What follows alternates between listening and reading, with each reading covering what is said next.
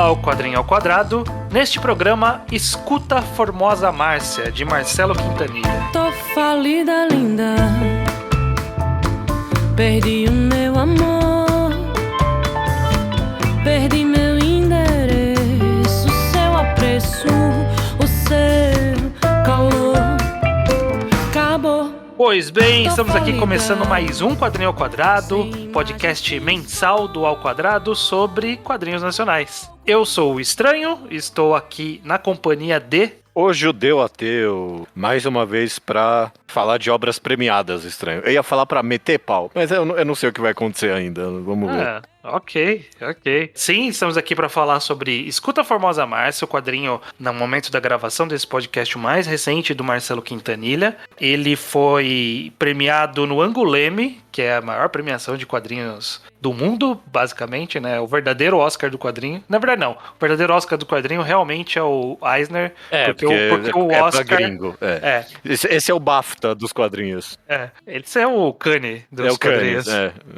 Mas nada disso importa. A única coisa que importa é a opinião do Ao Quadrado. Por isso exatamente, que você tá aqui. Exatamente. Vamos ver se o Marcelo Quintanilha passa de novo pelo nosso pente fino aqui. Exato, Marcelo Quintanilha foi um dos primeiros quadrinhos ao quadrado que a gente falou de Talco de Vidro, um do mais antigo dele, acho que foi uns 3 lançamentos para trás desse daqui. De lá para cá teve Luz de Niterói, que a gente não falou, teve alguns encadernados. Tungstênio. Agora Tungstênio é mais antigo ainda. Que é mais antigo que Talco. Tá. E aí, Escuta Formosa Márcia é o recente aqui de 2022. E quem não conhece esse podcast, a gente sempre começa falando sem spoiler, para quem não leu, para poder ter uma ideia sobre o que a gente pensa do quadrinho e o que a gente acha de legal e de não legal. E caso se interesse por ler o quadrinho, volte para a segunda parte, que é com spoilers. E aí a gente fala da história até o final. Perfeito. Dito isso, Judeu, sobre o que é Escuta Formosa Márcia. Escuta Formosa Márcia conta a história de Márcia, essa mulher que mora numa favela do Rio de Janeiro, e ela tem um relacionamento ali com um homem chamado Aloysio, mas o grande tchan do quadrinho é a relação dela com a filha dela, a Jaqueline, né? Uhum. Ela tá envolvida, né, com o crime organizado ali da região delas. E grandes coisas acontecem nesse quadrinho que envolvem justamente meio que uma realidade de morar na periferia e inúmeros sentimentos, por assim dizer, da forma mais ampla possível que você tem no relacionamento com as pessoas. Exato, A Jaqueline, logo no começo do quadrinho, você entende, ela é uma filha bem grosseira, né? Vira a boca pra mãe, pro parceiro dela, sai por aí, muito mal educada. Fala mal, não ouve ninguém, o tempo todo eles tentam falar com ela não ouve ninguém, só xinga, só reclama, só sai, inventa história. A cena inicial do quadrinho é literalmente eles descobrindo que ela tem gonorreia e, tentando ajudar ela e, ela só sai xingando todo mundo, sabe? Exato. É mais ou menos sobre isso e a história vai desenvolver em cima desse drama da Márcia tendo que lidar com essa filha e com as decisões que ela vai tomar em relação a isso. Com a própria vida em algum aspecto, né? Ela é uma enfermeira também, então tem outras coisas acontecendo na vida dela também. Sim, exatamente. Bom, beleza, Judeu. Você já começou, eu quero entender que você começou, que você vai reclamar. Eu só tava tirando sarro, porque quando o quadrinho é muito premiado, a gente pega um pouquinho mais pesado com ele, né? Eu acho que eu tenho algumas críticas a fazer a Escuta Formosa Márcia, mas se eu já vou abrir aqui com a minha opinião, eu gostei bastante. Achei muito bem feito. Muito bem. Eu também gostei bastante aqui. Vamos começar por alguns aspectos, porque assim, a gente já falou no passado sobre Talco de Vidro, e eu não sei se você leu os outros quadrinhos dele. Não, só tô vindo de Talco pra cá. Mas eu sei que Escuta Formosa Márcia é um grande quebrador do estilo do Marcelo Quintanilha, né? Bem diferente visualmente do que ele tava fazendo até agora, correto? Um pouco, ele tá usando cores digitais aqui pela primeira vez, então tem um que aí que a gente pode discutir sobre essas escolhas das cores dele. Mas eu comecei falando sobre isso porque a minha impressão, pelo menos, menos, de Marcelo Quintanilha é que ele gosta de falar muito. Assim. Os outros quadrinhos dele, o Pop Toco de Vidro, mesmo quando não há muita fala, ele tem muito pensamento. E é sempre muito texto, é muito carregado na escrita e na fala. E eu sinto que aqui em Escuta Formosa Márcia, ele tá mais introspectivo. Ele tá usando muito bem os momentos de conversa, fala, com os diálogos já conhecidos dele, que são diálogos que eu considero bem naturais, né? Você vai lendo e você consegue meio que ouvir a voz dos personagens, né? Qual é a entonação que ele tá falando aquilo. Eu consigo ouvir a voz da Jaqueline claramente, quando ela fala. Sim, perfeito. Eu nunca ouvi, não existe som nesse quadrinho e eu sei a voz da Jaqueline, porque a escrita é muito boa. Esse definitivo, a capacidade desse quadrinho de criar personagens vívidos é definitivamente o melhor aspecto dele. De fato, eu realmente só li Talco de Vidro dele. Talco de Vidro, eu ainda achava que tinha algum quê meio... Eu não quero falar tarantinesco nas conversas dele, apesar de que é um tiquinho, sabe? Tipo, dessa conversa meio rápida, e todo mundo é malandro o tempo todo, né? Todo mundo tem... Todo mundo tem a gíria na ponta da língua, todo mundo tem a resposta pronta. Escuta Formosa tem um pouco disso também, mas eu acho muito, muito, muito mais orgânico. E todo maldito personagem que aparece parece uma pessoa que você encontraria na rua, sabe? Alguém que você viveria pegando um ônibus e você imagina como é que é a vida dessa pessoa na sua cabeça, sabe? Sim, alguém muito natural, né? Que tá ali vivo e tridimensional, tem seus vários aspectos que ele precisa lidar na vida e você vai compreendendo aos poucos, né? Conforme eles vão lidando com aquilo. Até inclusive, eu não sei o quão relevante é comentar isso ou não, mas inclusive até no design dos personagens, sabe? Tipo, tanto a Márcia quanto a Jaqueline, a filha dela, elas são mulheres negras bem gordinhas, né? Tipo, não é uma protagonista clássica de uma história que você imaginaria desse tipo. Eu adoro o parceiro. Eu nunca... A Luísa. Não, mas eu nunca entendi até o final da história se eles eram casados ou não. Eu acho que não. A impressão é justamente que não, né? Ele dá esse sentimento de que esse é o relacionamento que claramente a Jaqueline não é filho dele, e aí ela tá nesse relacionamento com o Luiz há alguns anos já. E só que é aquela coisa, né, de que ele tava ali, participou da criação, mas nunca existiu o mesmo respeito, né? Provavelmente ele chegou com a criança um pouco já crescida, talvez. Eu imagino. É o que dá a entender justamente com a riqueza desses diálogos, né? Você vê que a Jaqueline, ela não tem um respeito pela mãe muito alto, e o Aloysio meio que ela usa pra machucar a mãe mais do que não respeitar ele. Exato. Mas o que eu queria falar dele é justamente desse design dele, desse calvo tão... Eu nunca vi um calvo desse numa HQ, sabe? Essa calvície tão expressiva dele, maravilhosa. Ele sempre com essa cara de, tipo, não sabe o que fazer, né? Todo eu adoro coitado, esse personagem. Né?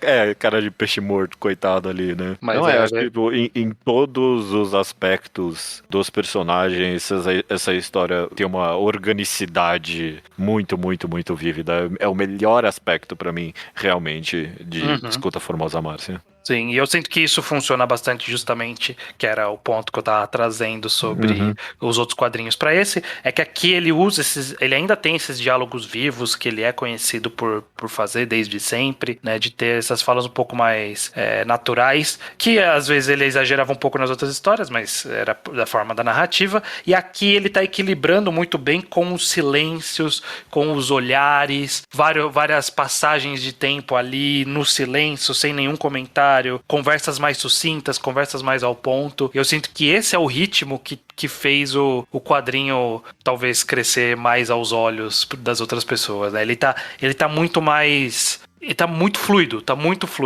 É facílimo de ler esse quadrinho. Ele é assim, você vai devorando ele. Eu concordo que tipo, esse aspecto da leitura mais suave é um grande fator nisso, de eu não ter que ficar segurando o quadrinho na minha mão por 10 minutos em cada página, sabe? Eu posso ir virando elas um pouco. Não precisa ficar lendo a mulher falar pela 1000ª vez da prima dela. Exato. Mas, então, o que você achou dessa arte e colorização de Formosa Márcia aqui, o Judeu? que tá diferente do trabalho que você conhece dele, e que tá com cores, né, bem vivas aqui no quadrinho. Ele tem essas cores. Curioso a gente falar que a história tem esses personagens orgânicos, porque a arte é justamente inorgânica, né? Não tem nenhuma das cores é usada para representar a cor real das coisas. O céu, uma hora é vermelho, amarelo ou verde, nunca é azul, na minha. Sim. O tom da pele dos personagens negros é um cinza e o do branco é um azul meio pálido, bem esquisito. Mas parece aí personagens do Doug, o desenho antigo. Ah, nossa, sim, 100%. 100%. Sim. Só que, dito isso, não é ok. Só. Não tenho muitas opiniões sobre isso. Não acho que acrescentou nada. Eu não sei qual era a intenção do Marcelo Quintanilha em fazer essa colorização bem chapada, inclusive, né? Sim. Ok. Só, não gostei, não desgostei, foi adequado, talvez, pra história que ele queria contar, talvez se eu pensasse um pouco mais. Definitivamente tem esse contraste que a gente comentou, tipo, da história ter esses personagens vivos e a arte ser o oposto, se isso era intencional ou não tenho a mínima ideia, mas é o máximo de profundidade que eu consigo arrancar agora. Eu não penso muito, não. Eu acho que em termos da escolha das cores, eu também não tenho muitas opiniões sobre, acho que funciona, cabe na história, mas isso que você comentou das cores chapadas, eu acho que vai bem de encontro com a arte, que também ela é curioso como ele não usa aqui, você vai folhear a história e você não vê nenhum tipo de técnica específica para representar profundidade, então não tem retícula, não tem sombra, a luz, tipo, é tudo sempre chapadaço, não tem sombra em lugar nenhum, parece. E ainda assim há um espaço ali, né? Se sente que na composição dos quadros ele monta aquele espaço tridimensional numa arte completamente plana. Completamente plana. Quem nunca viu e for dar uma folheada, procurar imagens na internet, vai ver que é assim, não, tudo parece que tá desenhado com a exata mesma tonalidade, quase até. Nem da cor, né? Com o mesmo peso todo, exato, né? Exato. Mas ainda assim demonstra uma profundidade ali de campo, uma profundidade de visão do ambiente. E eu acho que isso é bem bacana. Acho que até deve ser desafiador fazer algo funcionar desse jeito, né? Principalmente que ele troca bastante de cenário, ele mostra bastante composição diferente. E todas funcionam no final das contas. Eu gostei muito mesmo do ritmo da história no geral, e você comentou já meio que dá pouca fala assim, é um fator nisso, mas inegavelmente a composição, a quadrinização é o maior fator para essa leveza da leitura, sabe? Bem. Eu adoro os closes nas caras que ele vai fazendo em vários momentos, sempre tem um close no rosto, ele adora fazer esse quadro horizontal, compridão, botando só os olhos da Márcia, sabe? Tem vários quadrinhos assim, eu sempre acho bem colocado, bem interessante. E principalmente para dar uns bons momentos de tensão nesse quadrinho, no segundo ato, principalmente, parece que você tá meio tensionado lendo esse gibi, e eu acho que ele é muito bom em criar esse clima, sabe? Você fica, caralho, vai acontecer alguma merda. Você tá bem, caralho. Acontece a merda e a história segue e você fala assim, caralho, pra onde vai isso agora? Né? Exato. Teve até um momento que no comecinho, eu não sei se você teve isso ou não, eu tô curioso de saber agora. No comecinho tem uma cena, eu não quero comentar ela, que eu pensei, ok, é um sonho. E não era, estava acontecendo aquilo de verdade. E aí mais tarde acontece uma coisa, eita porra, ok, é um sonho, sabe? Beleza. Eu não sei qual eu não sei qual é o primeiro que você pensou que era um sonho. No hospital, quando ela abriu o quarto e tem uma cena muito irreal, eu pensei, ok, é um sonho. Eu, tipo, não, tá acontecendo mesmo. Tá, quando ela vê a primeira vez, assim, é uma cena que você fala, não, pera aí, não tem nada a ver com a história isso aqui, e de repente tem. Tem tudo a ver. Tem. Senti um pouquinho. É um pouco de estranheza, né? Por essa mudança quase abrupta.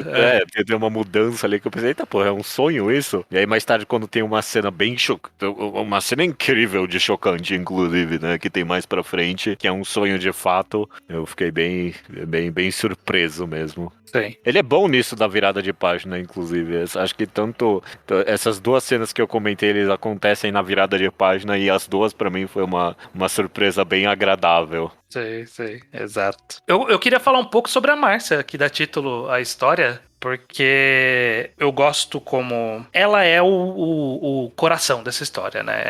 Ela é o centro emocional e a jornada dela pra lidar com todos os sentimentos que ela tem que lidar em relação à filha, a qual ela ama, mas ela não concorda em nada com o caminho que ela tá seguindo e não consegue tirar ela desse caminho. Ela tenta de várias formas, do relacionamento dela com o Aloysio, com o trabalho, com como ela se porta no trabalho. A gente vê uma gama muito grande, né, de sentimentos dela, que o Quintanilha expressa muito bem no rosto, nos olhos, na boca, no movimento, tudo dela, né? A gente adora falar aqui de máscara social, eu pelo menos sempre adoro, e a gente vê as várias máscaras da Márcia, né? Como é que ela é em casa sozinha com a Luísa, como é que ela é no hospital, como é que é ela cuidando da velhinha com Alzheimer, né? É bem distintas as várias personalidades dela, eu acho, e dá uma riqueza muito grande pra essa personagem. Sim, que a gente fica só querendo torcer pelo bem dela, porque você vê que ela é uma boa pessoa. Em todos esses ambientes, ela é uma excelente profissional, nos 2 empregos que ela tem, porque claramente não tem como sobreviver com um só da sociedade atual. Os 2 empregos dela, até na convivência familiar, a forma como ela trata o Aloysio, você vê que ela tem muito carinho, né? Ela só é um pouco durona porque a realidade exige isso dela, mas ela transmite quanto dói, né, ela ter que ser firme com a filha, o quanto ela se preocupa com o Aloysio. Ela ter perdido completo controle só, né? Tipo, Também. Ela sabe que não tem o que fazer mais e não tem mais como agir. Mas na verdade eu dou mérito ao quadrinho, porque de fato ele cria essa personagem que você só consegue torcer por ela, sabe? Mas o mérito que eu dou ao quadrinho, na verdade, é de dar alguns defeitos maravilhosos pra ela durante a história, sabe? Então, pra mim, por exemplo, quase toda conversa que ela tem com o Aloysio, eu fico meio com dó dele, sabe? Tipo, ela lembrando ele 3 vezes. Que conversa chata ela teve com ele sobre a marmita, sabe? Que ele sempre esquece. Na verdade, que ele esqueceu uma vez e aí ela ficou pesando o pé. Ele tava ali. Não, eu tô comendo a marmita. Não, mas você não esqueceu da última vez? O quê? Ele tá comendo ali agora? Qual a diferença? Coitado. Ou uma outra vez que ele tá investigando ela, fica ligando toda hora pra ele. Mas você vê que vem de um lugar de preocupação, né? Ela só é chata, mas ela pega no pé demais. Mas é de um lugar de preocupação, realmente. Tem. Então, mas eu acho bom isso, dar meio que esses pequenos trejeitos pra ela não ser necessariamente uma santa durante esse quadrinho inteiro, sei lá, apesar de que é ou não é, eu não sei dizer no final das contas. Na escala de santidade desse quadrinho, ela com certeza tá no extremo positivo. Sim. Em comparação. Ela e o Aloysio, né? Coitado do Aloysio. Ele só cumpre ordens ali. E foi a lei da missão de cumprir ordens, sem dúvida. Sim. Também tem uma excelente participação. Bom, beleza, Judeu. A gente falou bastante, só que eu tô pisando em ovos pra falar sobre coisas que eu quero. Então a gente vai caminhar pra parte com spoilers. Concluindo sua afirmação do começo do podcast, você gostou então de Formosa Márcia? Escuta Formosa Márcia? Eu gostei de Escuta Formosa Márcia. Eu queria, talvez, se eu tenho uma crítica, talvez aqui antes do spoiler. Eu não sei. Queria um pouco mais de... Eu queria um final melhor, talvez. Eu não sei. Eu fechei, eu gostei. Não é a melhor crítica do mundo falar. Eu não achei excepcional também. Eu gostei, uma história bem fechada. Eu não achei a coisa mais... Ele não tem uma apoteose ali no final, né? Ele não tem um grande tchan pra concluir. Mas prossiga seu raciocínio. É isso, é um conto de uma vida ali, que tem alguns pontos sendo feitos, mas não teve um tchan no final.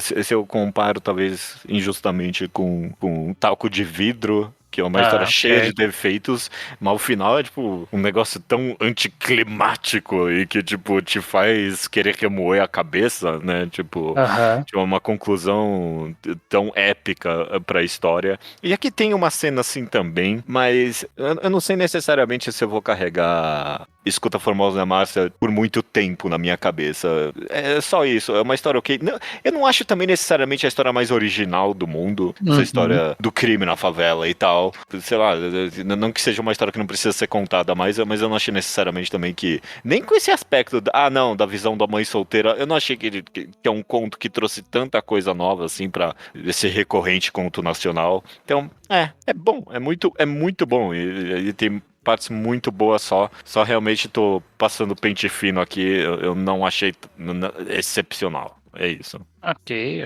entendo o ponto.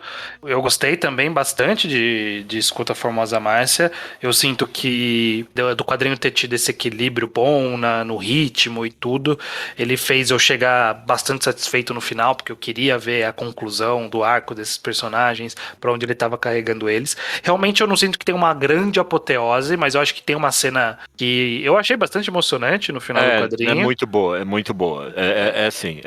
É uma boa conclusão ali dos sofrimentos que estavam acontecendo e das conclusões que precisavam ser atingidas em algum momento. Você tem razão. É isso, eu gostei, eu achei muito boa história, um bom lançamento do Quintanilha, entendo todos os louros dado a esse quadrinho, porque ele realmente faz muito bem tudo que ele se propõe a fazer. Concordo com você que não é original, é que a gente já viu esse tipo de história muitas vezes, né? História de crime, de milícia e de sucessão em favela e esse tipo de coisa a gente já viu muitas vezes, mas eu acho que aqui ele faz num foco, ele pôs um outro ponto de vista para esse tópico, né? Um outro tipo de sofrimento, conclusão e sentimento que ele buscava fazer ali. Eu acho que isso torna interessante, sim, desse quadrinho. Eu acho que eu concordo com tudo que você disse também. Desculpa, já vamos subir pro spoiler, mas se eu tenho alguma coisa a adicionar, talvez é que eu concordo que ele alcançou tudo que ele almejava. Eu só não sei se o que ele almejou com essa história foi tão alto assim, no final das contas. O que talvez tenha sido bom, porque às vezes... Bom, se bem que não, o Quintanilha ele sempre faz uma história de escopo muito pessoal mesmo, né? Ele nunca vai pra uma conclusão social, ele nunca vai pra uma conclusão simbólica. É sempre num nível muito pessoal. As histórias dele são sempre no pessoal. E aqui ele manteve esse padrão dele, né? Então a conclusão do Taco de Vidro, que a gente já falou aqui, é uma conclusão pessoal, embora tenha uma apoteose ali. Os outros quadrinhos dele, o Tungstênio, o Luzinha de Niterói, eles também são assim, são muito, muito pessoais, com conclusões pessoais. E aqui eu acho que é a mesma coisa. Então ele tá seguindo dentro do seu próprio estilo. Eu acho isso bom, acho isso válido. Apesar de que eu concordo que não tem nenhum aspecto social muito grande em nenhuma das obras que eu li, pelo menos dele. Talco de Vidro foi muito comentado nesse aspecto, inclusive, de tipo, e aí, tem alguma crítica sendo feita aqui sobre a mentalidade da classe alta brasileira, né? Porque ele nunca aponta o dedo diretamente pra isso em nenhum momento, mas sempre tem esse vago comentário que parece existente. E quer saber, você tá me convencendo agora, estranho. Escuta Formosa Márcia, ele não é a pobreza representada em Escuta Formosa Márcia, definitivamente não é aquela romantização de novela da Globo, sabe? De, não, todo mundo é pobre, mas é feliz, sabe? Tipo, quase todos os dramas vêm...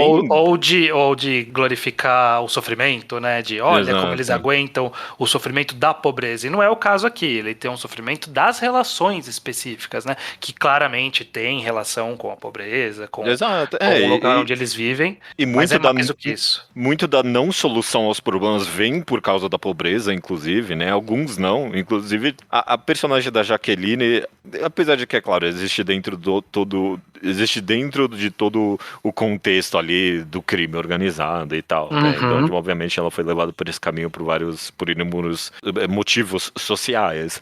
Mas a personagem dela é tão absurdamente grotesca, né? Que você não imagina ela se saindo diferente em nenhuma outra situação, né? Sei. Ela foi pintada dessa forma, com essa personalidade forte e até detestável em algum nível.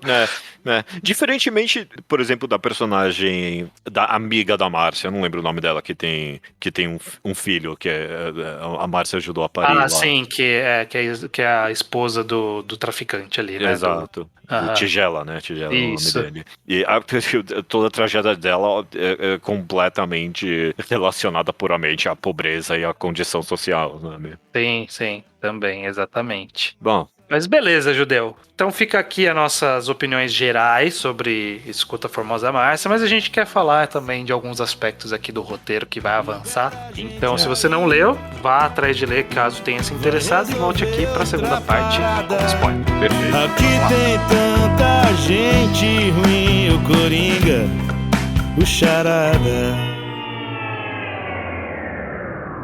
Desce a música e vamos pra Escuta a Formosa Márcia pro roteiro. Você, quando começou a ler, você também ficou achando que a grande, possivelmente, né, a grande apoteose, justamente que eu tô usando essa palavra usei vezes demais nesse podcast.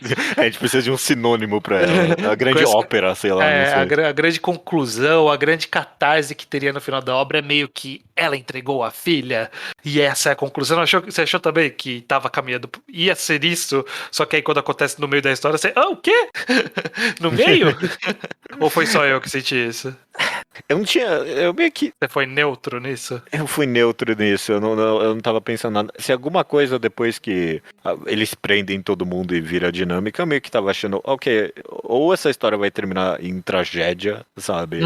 Com, tipo, eles matando ela, ou vai terminar com ela se reencontrando com a filha na prisão, e aí tendo um momento emocional da filha virando e pedindo desculpas e tudo, e aprendeu a lição agora que ela tá na cruel prisão. E não foi nenhum desses dois caminhos que a história tomou com o encontro dela com a Jaqueline na prisão foi a coisa mais surpreendente pra mim. Sim, foi. Porque até no final, tipo, ela não mudou nada, sabe? Não, é exatamente a mesma pessoa. Detestável igual, inclusive. E Perfeito. Egoísta e tudo mais. E teve, sei lá, uma leve mudança de coração ali pra poder, sei lá, só avisar que ia ter uma filha ou um filho. Claramente ela não tava botando o nome da mãe de pura birra, sabe? Tipo, de pura maldade. É engraçado mesmo esse sentido, que ela continua sendo detestável até na redenção dela. Que não acaba sendo uma não redenção no final das contas, mas talvez sim. É engraçado que eu acho que é tão cômico. Eu acho que de alguma forma até coloca você e a personagem da Márcia meio que fora de contexto na história, porque tipo, todo o drama dela era de ela não ter como mudar a filha, né? Tipo, pô, ela entregou a filha pra polícia, deu tudo isso, deu toda a merda, e aí ela chegar meio que agora nesse final e tipo, ok, nada mudou, sabe? Nenhum arrependimento. Um crescimento de personagem na cadeia, né? E tipo, a história meio que esquece da Jaqueline depois disso, e você sente que a Márcia também, sabe? Largou a Márcia não, né? A Márcia ela vai lá toda vez que tem visita. Não, depois que ela se encontra com ela, eu digo. Ah, tá. Como assim? Não sei se eu entendi. Depois que a Márcia se encontra com a Jaqueline... ela perde, ela fala, ok, beleza, você não mudou nada. Eu sinto que essa jornada específica da Márcia indo encontrar a Jaqueline é meio que a do leitor também, né? De ir na esperança de ela tá melhorando, né? E a gente meio que também é recusado pela história. Exato. A ver como a Márcia era recusada, e quando ela vê a gente fala, ok, então agora vai vir a redenção, e ela entra e tem zero redenção. É exatamente a mesma coisa. É igual a pessoa, sabe? Ela tem alguma coisa a comentar sobre, não, agora ela vai ter uma filha, um filho, e quem sabe isso mude ela de alguma forma, mas tá completamente entregue às mãos de Deus agora, sabe? Exato. E até a Márcia, até nesse momento ela não leva fé, porque ela fala, você vai lá pra abrir uma igreja que você vai enganar os fiéis, é isso? Porque ela não acha que ela vai ser, que ela se converteu em nada, né? A Márcia olha pra filha e fala, tá a mesma coisa. Essa cena é tão boa, porque o quadrinho abre, e, tipo, ela tá deitada ali, sabe, num banco de cimento. E eu, tipo, eu acho que eu me senti muito que nem a Márcia chegando ali, tipo, ela tá, tipo, ela tá com o exato mesmo trejeito corporal de quando ela tava fora. A mesma pose arrogante. Exato. Ela não mudou em nada a arrogância dela. E aí quando chegar perto e começa a falar, ok, mano, essa menina tá igual, não tem o que mudar. Não mudou nada. É curioso isso. Mas eu também a gente falou dessa parte da Márcia com a Jaqueline, que é importante, mas eu gosto bastante também de todo o trecho da Márcia com o Aloysio, né? Com o sofrimento desse rapaz, que a cena quando deixam ele caído ali na estrada, eu fiquei muito chateado por ele. Eu fiquei muito chateado também, muito mal. Eu falei, putz, olha a merda aí, vão ter matado sem querer ele, alguma coisa assim, ou ele ia voltar com alguma sequela, sei lá. E aí eu fiquei bastante chateado, porque ele era um personagem que é o que a gente comentou na primeira parte. Ele era meio pau mandado ali, mas tinha amor ali, tinha preocupação realmente, né? Ele tava preocupado com a Jaqueline também e com a Márcia também o tempo todo, né? Eles tinham esse relacionamento verdadeiro e que transparecia nos detalhes das conversas deles, dessas preocupações diárias, né? Tipo, da Márcia se preocupar com a marmita e ele chamando a Márcia pra falar das coisas, tipo, quando ele encontra a prova que ela tá com gonorreia ali, ele falando que obedeceu a Márcia, mas ele não gostava de mexer na bolsa. Você vê que é uma boa pessoa também, né? Um bom cara. E sofrer esse destino foi bem pesado. E é tão maravilhosamente bem construído na história que justamente ele é por páginas e páginas, tudo que a gente vê dele é ele meio sendo esse bunda mole, apesar de tudo, né? Tipo, que nem isso falou, esse pau mandado. Sim. E aí, na primeira vez na história que ele tem uma ação proativa, sabe? É tipo, muito, muito cool a cena que ele vira pra Jaqueline e fala: chama a polícia então, que eu vou falar o que vocês estão fazendo nesse prédio aí. Bem badass, sabe? Ele é recompensado dessa forma horrível. Por culpa da Jaqueline, inclusive. Exato. Uma pessoa. Péssima, horrível. Mas aí quando tem essa volta no final, né, dessa conclusão, que é o que eu acho que ambos estávamos nos referindo como a conclusão emocional ali do final, né? É muito bom. O auge emocional é muito bom, que ele vem, encontra, e essa conversa de que ele meio tá... Ele não... Você vê que é um tipo de pessoa daquele tipo que não sabe expressar tão bem verbalmente o que tá sentindo, e aí fica meio que esperando pra poder responder, mas não sabe exatamente o que falar. E aí ela fala que não quer mais ver ele, e aí ele meio que... Mas eu posso vir te ver de vez em quando? Coitado do Aloysio, porra. Uma lágrima solitária no corpo dele, no rosto dele. Ele fez a excelente decisão, inclusive, de raspar a calvície. Ficou careca muito mais gato. Mas o estilo emagreceu também, coitado, sem querer. Nossa, horrível. Eu gosto muito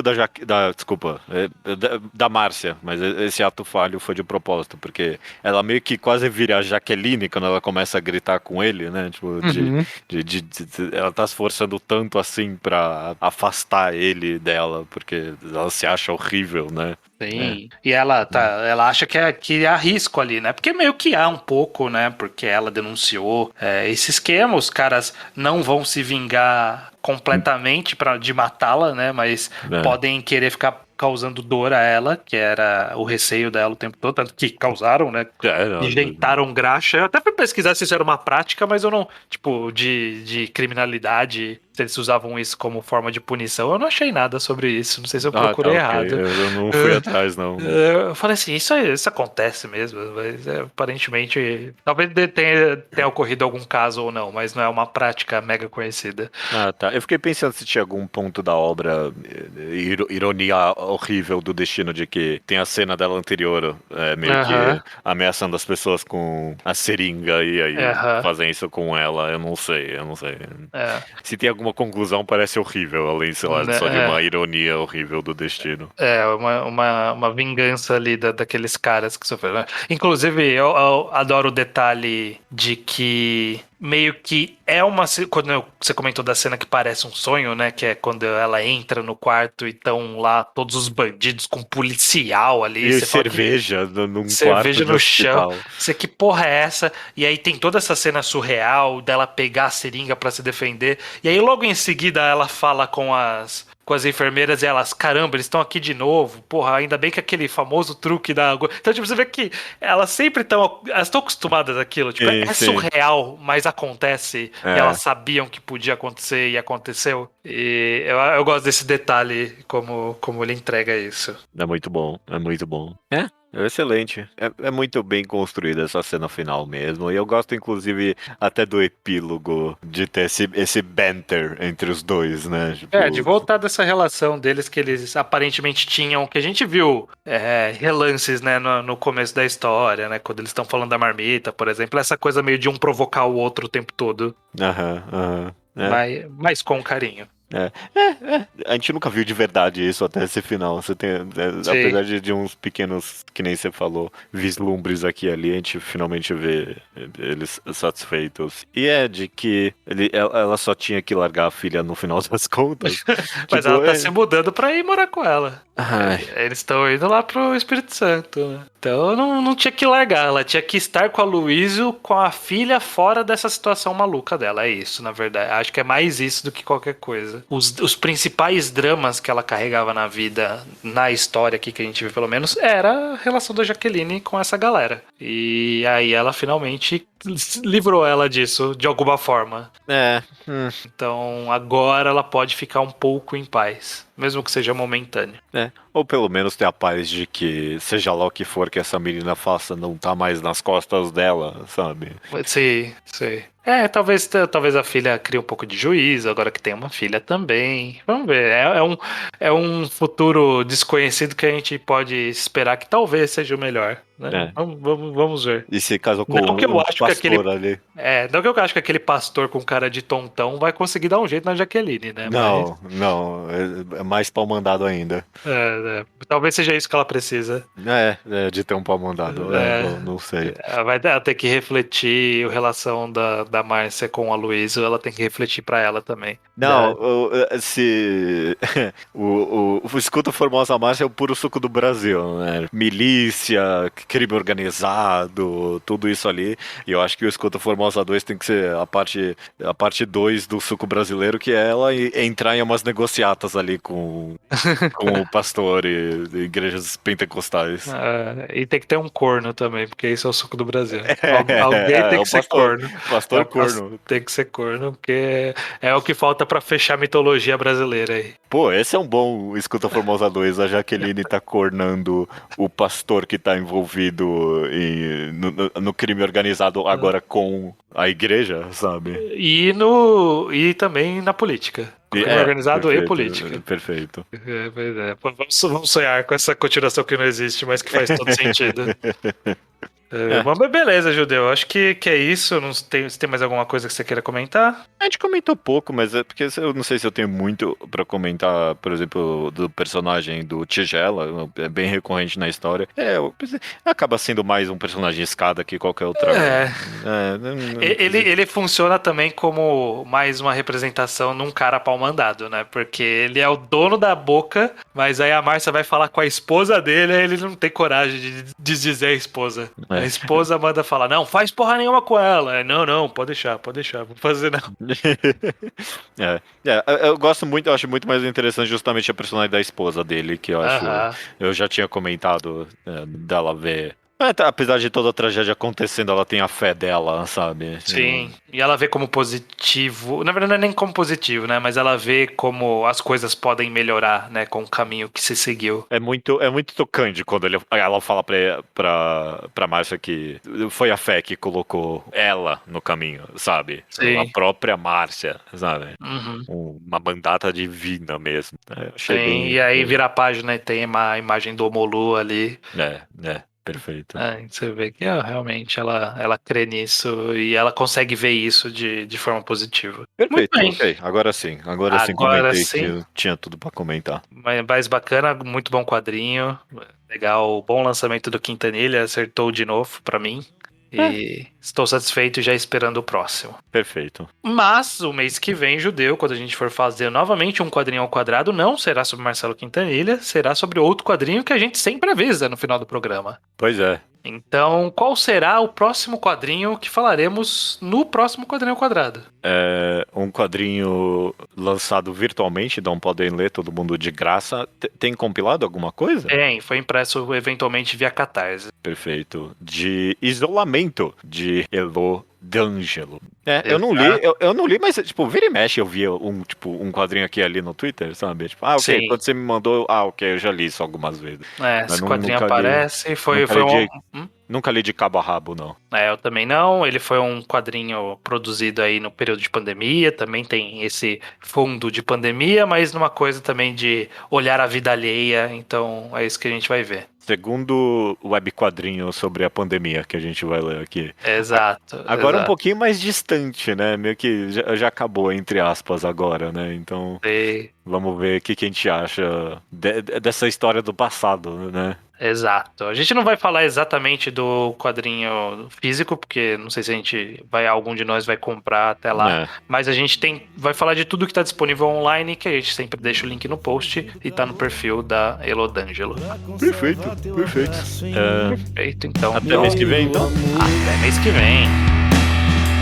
Não derreter, não derreter. Vou te esperar adormecido, minha saudade congelo, a ponta da tua língua de vencer o gelo. Me derreter, me derreter.